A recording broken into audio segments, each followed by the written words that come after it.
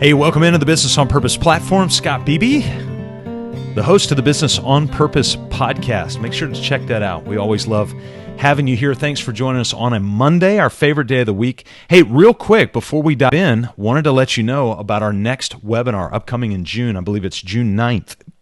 And if you go to bopwebinar.com, you can sign up there completely for free. It's our gift to you, and we're going to be focusing on a powerful message. Do you wish you could leave your business for 31 days? And so in June, what we're going to talk about is how to build systems that make time for what matters most. All right, we're excited about being able to do that. Thanks for joining us. Hey, listen, cliches are fast to harden like concrete in a pandemic like this. We keep hearing about normal, but we got to say, I don't think normal's coming back.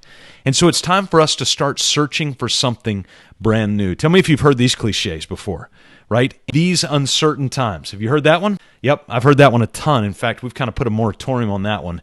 How about this one? When things go back to normal. Not sure that's going to happen. Or this third one, when the economy reopens. That's assuming that we're going back to something. Well, the reality is the root word for that word normal actually gives reference to a carpenter square. It's a tool used so that the angles can be standardized and won't have any fluctuation to them. And although the carpenter square of truth will not change, ever, in the crest of massive unrest, many other things will. And that is something you can either be scared about or you can be excited about.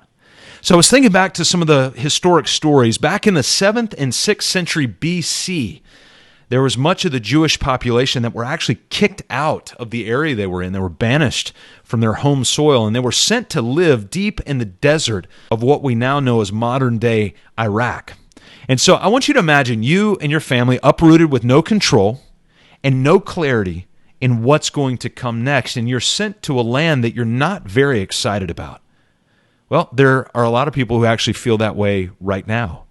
And so there was a declaration that was made to the about-to-be displaced people, this Jewish group of people who had been kicked out of their land, and it was made in a very concise charge. And here was the statement: be alert, listen, be present. I'm about to do something brand new. It's bursting out. Don't you see it? There it is. I'm making a road through the desert and rivers through the Badlands. William Easterly, who's a professor of economics at New York University, writes thoughtfully about the difference between what he called planners and searchers.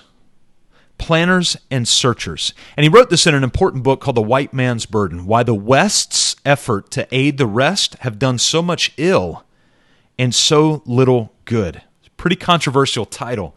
But planners, Easterly writes, here's what they do. Planners announce good intentions but don't motivate anyone to carry them out. Planners raise expectations but don't take responsibility for meeting them. Planners determine what to supply and don't really care about the demand. Planners sit at the top, lacking knowledge of the bottom, and planners never hear whether the plan got what it needed because all that matters to them is the plan. On the flip side of planners, the adverse to the planners is what Easterly calls the searchers. And searchers find things that work and get some reward. Searchers accept responsibility for their actions. Searchers find out what's in demand. Searchers find out what the reality is at the bottom. And searchers find out if the customer is satisfied. So here's what we need to do as we go forward. And instead of those cliches, we need to start thinking differently. And so I want us to call this new season, this new reality, something. So let's just call it the something brand new season. So we're moving into a season of our life called the something brand new season. And during this something brand new season, we would do well to have the mind of a searcher. Because a searcher admits not knowing the answer. A searcher engages trial and error. A searcher is connected to homegrown insiders.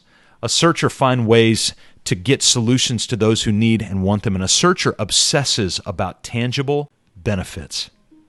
So in this something brand new season that we're talking about, we can respond in one of four ways if we want to respond either like a planner or a searcher. And I hope we respond like searchers.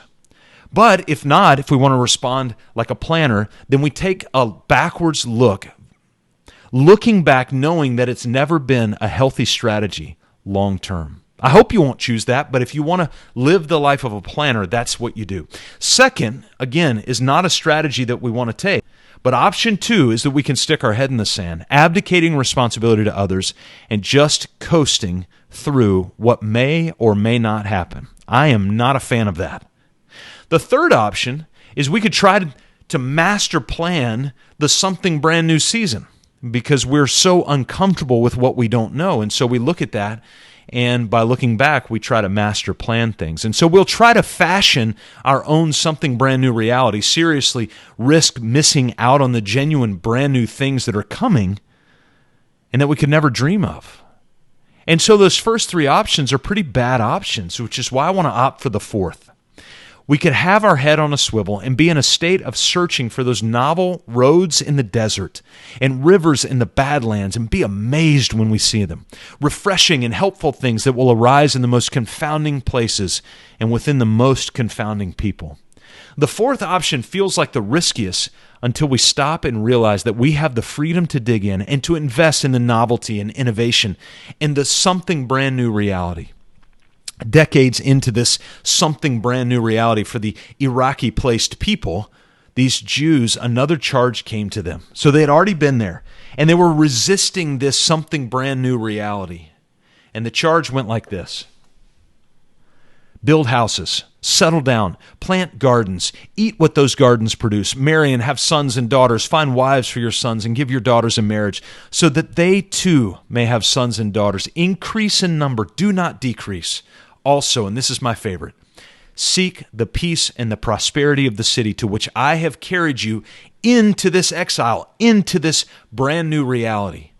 Pray to the Lord for it, because if that city prospers, you will prosper too. So may we settle down into this something brand new reality. May we build our family, and may we build our friendships and our business on purpose. And make sure to join us in June, bopwebinar.com. We're going to talk very frankly about how you can build systems that make time for what matters most. Have a great Monday, everybody, and go live out your business on purpose.